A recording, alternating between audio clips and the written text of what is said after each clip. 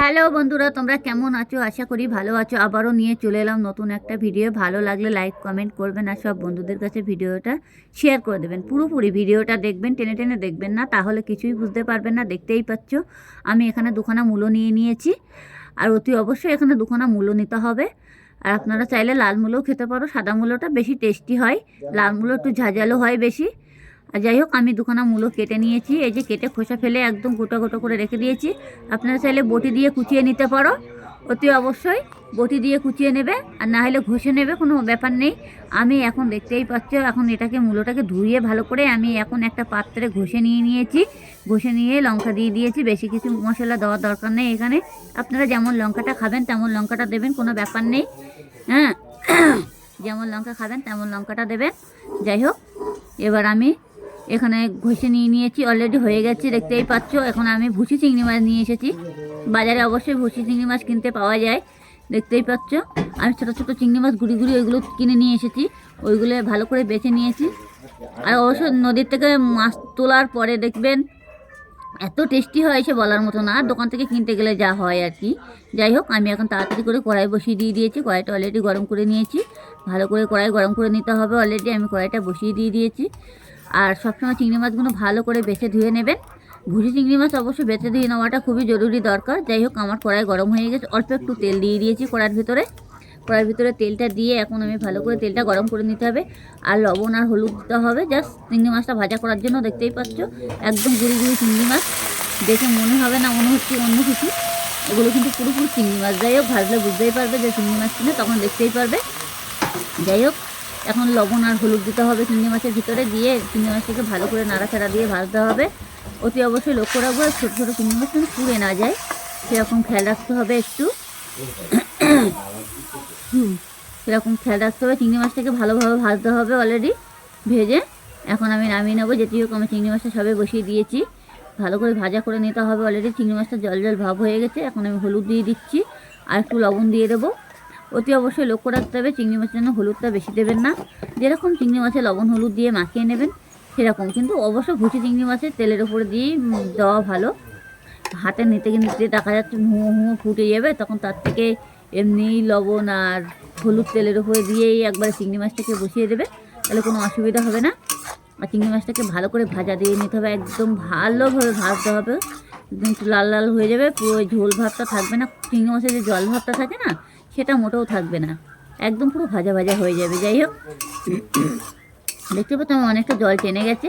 আর চিংড়ি মাছগুলো কী বলতো, ভুসি চিংড়ি তো ভালো করে বেছে নিতে হবে। আর এই ঠান্ডার সময় মূলো চিংড়ি খেতে যে এত স্বাদ, কী বলবো আপনাদের, না খেলে বুঝতেই পারবে না। একটু কালো জিরে ফোড়ন দিয়ে যদি একবার বসানো যায় না, একবার খেলে পরক্ষণে আবারও খেতে হবে। এরকম মূলো চিংড়ি মাছ দিয়ে মূলো দিয়ে রান্না করলে, ভাজা করলে না, খুবই স্বাদ হয় একটু নুন মিষ্টি দিয়ে। এতে কোনো মশলা লাগে না।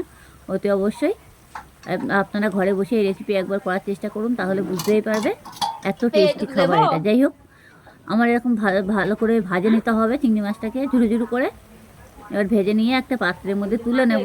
যেটি হোক, আমার এখন চিংড়ি মাছটা ভাজা হয়নি, দেখতেই পাচ্ছি আমি ভাজ দিচ্ছি। এর মধ্যে বেশি কিছু দেওয়ার দরকার নেই, জাস্ট আমি আবারও বলছি বেশি কিছু দেওয়ার দরকার নেই। লবণ হলুদ দেবেন, আর ছোটো ছোটো চিংড়ি মাছ একটু ভালো করে বেছে নেবেন, ও কিছু বাছা লাগবে না, মাথা মোটা দেখবে, যাতে কুচি কুচি যাতে শামুক টামুক না থাকে সেরকমভাবে বেছে নেবে। বেছে নিয়ে তারপরে এটাকে ভালো করে ধুয়ে নেবে, ধুয়ে নিয়ে তারপরে বসিয়ে দেবে লবণ হলুদ দিয়ে, জাস্ট। আর কিছুর দরকার নেই। এটা এখন আমার অলরেডি ভাজা হয়ে গেছে, চিংড়ি মাছের কোনো জলটা নেই। এই দেখো পুরো ঝুরু ঝুরু হয়ে গেছে চিংড়ি মাছগুলো একদম, আর ধোঁয়া ধোঁয়া হয়ে গেছে। যেটি জল নেই, আগে যে চিংড়ি মাছের জল ছিল যার জন্য তো ধোঁয়াটা হচ্ছিল না। আর এখন চিংড়ি মাছের জলটা শুকিয়ে গেছে, যেটি কড়াটা আমার হিট হয়ে গেছে, এর জন্য পুরো ধোঁয়া ধোঁয়া হয়ে গেছে। এখন আমি চিংড়ি মাছটাকে একটা পাত্রে নামিয়ে নেব। নামিয়ে নিয়ে কড়াইতে আমি ফের তেল দিয়ে দেব। এবার তেলটা দিয়ে এখন আমি একটু কালো জিরে ফোড়ন দেবো চিংড়ি মাছের, মানে তেলের ভিতরে কালো জিরে ফোড়ন অতি অবশ্যই দিতে হবে। অতি অবশ্যই কালো জিরে ফোড়ন দিতে হবে। যাতে হোক আমার তেলটা গরম না হওয়া পর্যন্ত কালো জিরে ফোড়নটা দিতে পারছি না। এই যে কালো জিরে ফোড়ন দিয়ে দিয়েছি। এবার যে আমি মূলোটা কেটে রেখেছিলাম, এবার মূলোটা দেবো, আমি কুচিয়ে রেখেছিলাম। আপনারা চাইলে বটি দিয়েও কেটে নিতে পারো, কিন্তু বটি দিয়ে কেটে নিলে কি হবে, একটু শক্ত শক্ত থাকবে। যাই হোক, আমি একটু রসুন কুচি দিয়েছি হালকা, হালকা পরিমাণে কোনো রকম 2-3টে থেতো করে দিয়ে দিয়েছি আর কি। আপনারা চাইলে দিতে পারো, না চাইলে না দিতে পারো, কোনো ব্যাপার নেই। রসুন কুচিটা দিয়েছি, যেটি হোক আমি চিংড়ি মাছটা দিয়েছি তো টেস্টি হওয়ার জন্য রসুন কুচিটা দেওয়াটা খুবই জরুরি দরকার। যাই হোক, এখন আমি যে মূলোটা কেটে রেখেছিলাম, এই যে আমি এখন মূলোটা দিয়ে দিচ্ছি তেলের মধ্যে। ভালো করে দিতে হবে যাতে আবার হাতে না লাগে কোনোভাবে। হাতে লাগলে হবে না, অনেক সময় হাতে টাকা না লাগে, যাতে ফোসকা পড়ে যাবে সেরকমভাবে দেবেন না, একটু খেয়াল রাখবেন। খেয়াল রেখে কড়াইয়ের মধ্যে দেবেন। মনে করবেন যে কড়াইটা বেশি পেতে গেছে, তাহলে জালটা কমিয়ে দেবেন। কমিয়ে দিয়ে সেটাকে মূলোটা দিয়ে দেবেন, কোনো অসুবিধা নেই। ছিটকাবেন না, তাহলে মানে ছিটকে যাবে। তাহলে আস্তে আস্তে করে মূলোটা দিয়ে দেবে।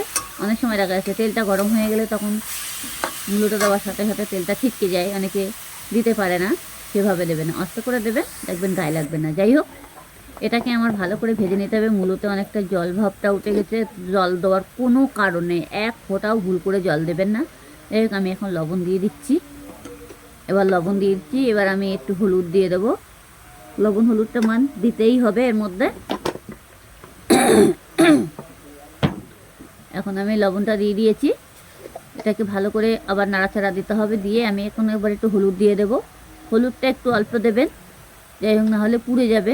তরকারিটা মানে সেজে গেলে অল্প একটু হয়ে যাবে, বুঝে শুনে হলুদটা দেবেন, নাহলে হলুদের গন্ধ লাগলে খাওয়া যাবে না। যাই হোক, এবার আমি এখন একটু হালকা পরিমাণে চিনি দেব, কোনো রকম। এই যে চিনিটা দিয়ে দিচ্ছি, চিনিটা দিতে হবে। চিনিটা দিলে পরে যে খাওয়ার ভাবটা থাকে মূলত সেটা আর থাকবে না, খেতেও কিন্তু খুব দারুণ লাগবে। জাস্ট এতে বেশি কিছু মশলা দেওয়ার দরকার নেই। আর আপনারা কিভাবে খাবেন সেটা তো জানি না, আপনারা এইভাবে একবার করে খেয়ে দেখুন,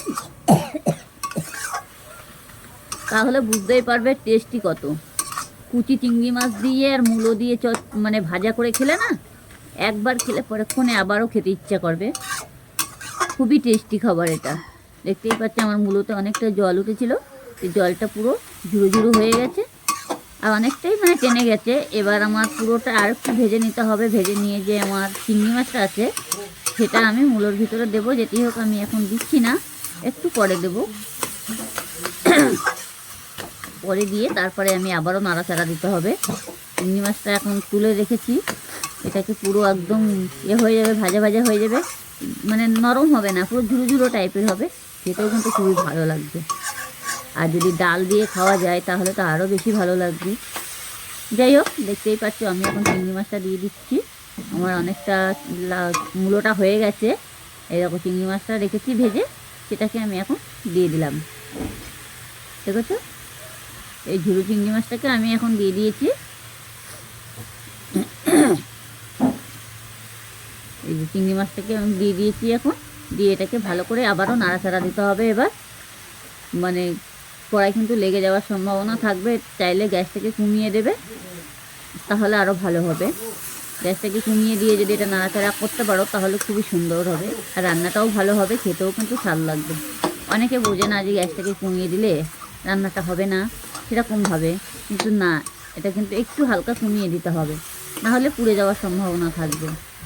আর তো বেশি তেল দেওয়ারও কোনো দরকার নাই। এটা এমনি লো আঁচে করাও যাবে, কোনো ব্যাপার না। একটু লো আঁচে করলে একটু টাইম লাগবে। আপনার চাইলে হিট করে দিতে পারবে, কিন্তু হিট করে দিলে ঘন ঘন নাড়তে হবে। এই যে, তাছাড়া আর কিছুই না। দেখতেই পাচ্ছ আমার মূলো ভাজাটা অনেকটা হয়েও গেছে, আর পুরোপুরি প্রায় মূলো ভাজাটা পুরোপুরি হয়েও গেছে, আর একটু হবে। ভালো লাগলে লাইক কমেন্ট করবেন, আর সব বন্ধুদের কাছে ভিডিওটা পুরোপুরি শেয়ার করে দেবেন।